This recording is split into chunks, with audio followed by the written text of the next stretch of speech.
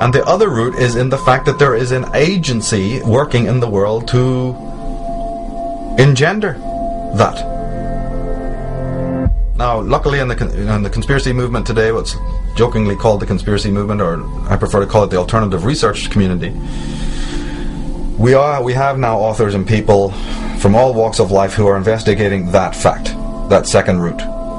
That we think that this is not by chance. We don't really think that man is that immoral. We don't really think that man of his own nature will run around, fighting wars and building napalm bombs and all that. So maybe there's something else going on. Finally, the human race is waking up to the fact that yes, that's right.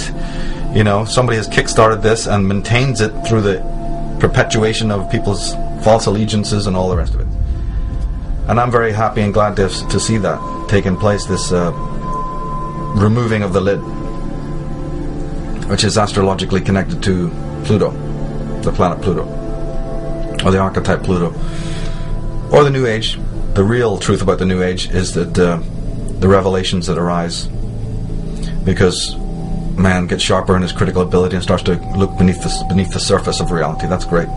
What I'd really like to see, though, and what I'm hoping to very much help pioneer in this era, is more attention on the first root as well, which is that human beings need to examine their own private consciousness to understand some of the dynamics of the full psyche, not just the ego and not just the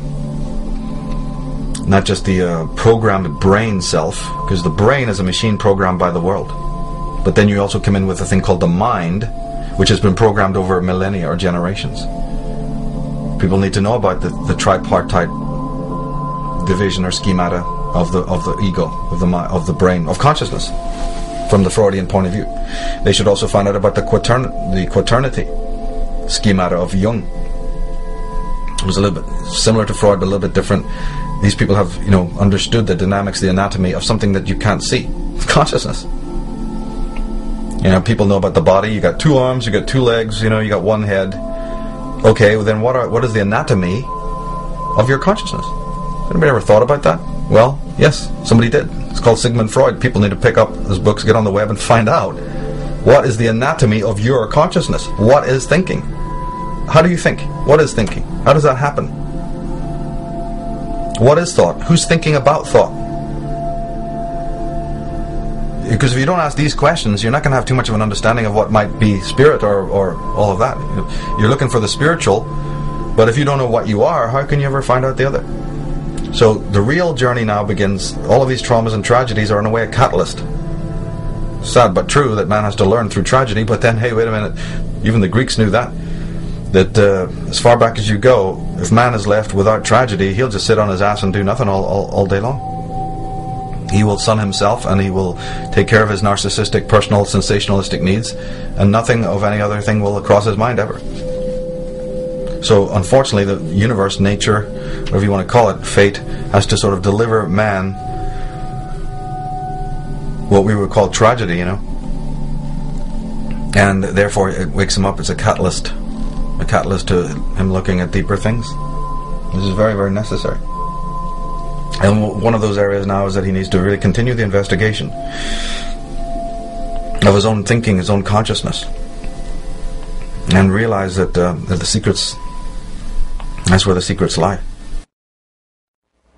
One thing is sure, a great change of our psychological attitude is imminent. That is certain. Why? Because we need more. We need more psychology. We need more understanding of human nature, because the only real danger that exists is man himself. He is the great danger, and we are pitifully unaware of it. We know nothing of man, far too little.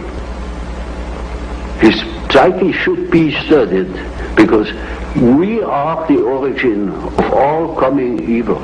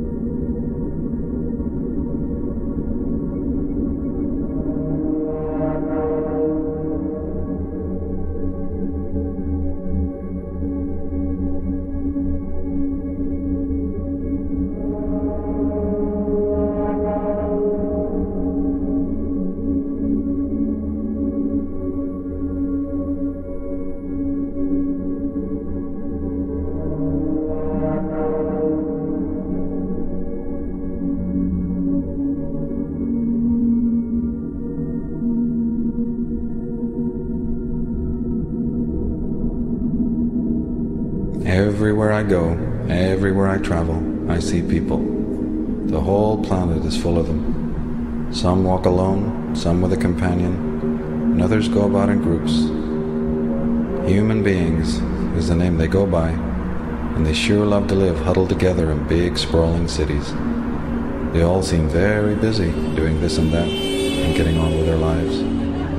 Yep, the people of the world tend to look very productive and in charge. If I went and talked to any of them, if I went and interviewed people and asked each of them whether they think they're in charge of their own destinies, I wonder what kind of answers I'd get. Most of them would confidently say, sure, I'm in charge of my own life path.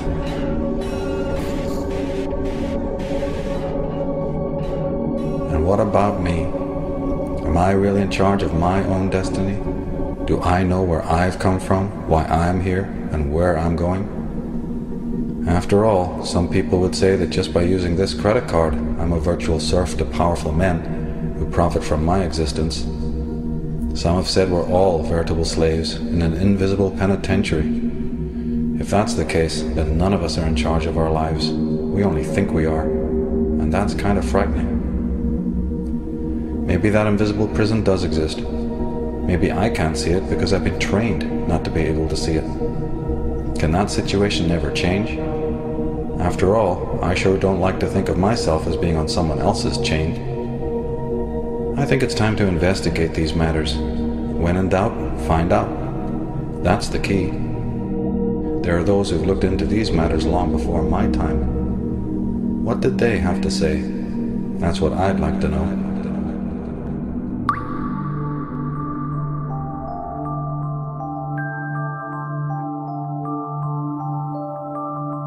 So it says here, there's an interesting caption that says, "Here stands the new man. His conception of reality is a dance of electronic images fired into his forebrain, a gossamer construction of his masters designed so that he will not under any circumstances perceive the actual or the real. His happiness is delivered to him through a tube or an electronic connection. His God lurks behind an electronic curtain. And when the curtain is pulled away, we find the CIA sorcerer and the media manipulator."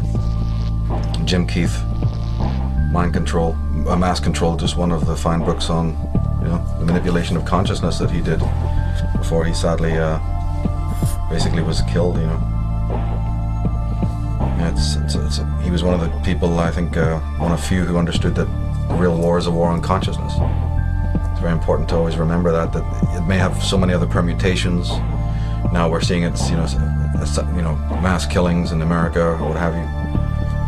But and then all heads turn. As soon as that comes on the little media framed image, then people are shocked. And they turn to that as if it's some sort of freak phenomena or something like that. It's actually, the sad case is it's not freak. And anyone who's really studied mind control understands that mind control is ubiquitous. It's almost the question of who is not mind controlled, as opposed to who is mind controlled. It's just a difference in degree. The whole question of what is consciousness and how it can be manipulated is one of the most crucial questions of our time. In my work, it really goes along with the whole question of the origins of evil. I mean, it's origins of evil / war on consciousness, and the whole manipulation of man's thinking, his behavior, his biology. And this question has distinguished some of the greatest scholars in the world, people like Wilhelm Reich. But in a more modern context, even people like Alex Constantine, Jim Keith, Jim Mars to a certain extent has gone into this. Well, in ancient times they used the sword and they used the gun and they used other methods like religion for pushing the populace around and getting people to do what was wanted. But in recent times, in the 20th century, there are new technologies that provide the expertise to control people totally without their knowledge. Means of electronic entrainment, brain control implants, methods of advertising that manipulate us against our will. And this isn't science fiction. This is something that's very documented. The Manchurian Candidate, of course, was about the creation of a mind-controlled assassin who, as I recollect, it's been years since I've seen the film, was going to be activated to kill the president. Now, this is wild science fiction, crazy impossibility, you know, it just complete nuttiness. But then one takes into consideration the realization that Sirhan, for instance, after he killed Robert F. Kennedy, was examined by several experts, several hypnotherapists, and they came to the conclusion that Sirhan was under hypnotic control when he killed Kennedy. They don't make a big deal out of that on 60 Minutes, but that just happens to be the fact. There's been others who've theorized, you know, Fritz Springmeier has done some fantastic work on the manipulation of the human brain through technotronic means. What am I saying? It's weaponry, psychic weaponry, radiotronic weaponry that's being used, ELF waves, all sorts of different technologies that are patented. People can go and find out about it, research it, discover it. If you're coming from the world of Ted Gunderson and John DeCamp, you know, we even find out that families who are connected to secret agencies, or maybe who've been communist spies, or who've been part of the Nazi network, who've found homes in America, people who are connected to Operation Paperclip and to the NSA, you know, there's histories of them selling their own children into, you know, mind control experiments. Amazingly, people in the military. This is a documented, known fact. Just unbelievable to think of it, you know. But the most important thing is always to remember that there is this kind of war going on, even though, you know, you may not realize it. And also to realize that there's also the cover-up campaign against mind control. You know, the people who are perpetrating this, who are putting these sleepers out there, who are planning assassinations, who are behind, you know, Sirhan, all the way up through Son of Sam and Mark Hinckley, David Chapman. The list is endless, you know, when you start thinking about it. Jim Jones. This has all been exposed as sort of mind control based cults. But the fact is they don't want the average person realizing this. You know, they don't want, so there's the mind control concept or experimentation, and then there's the smoke screen as well. So you're dealing with two different things here.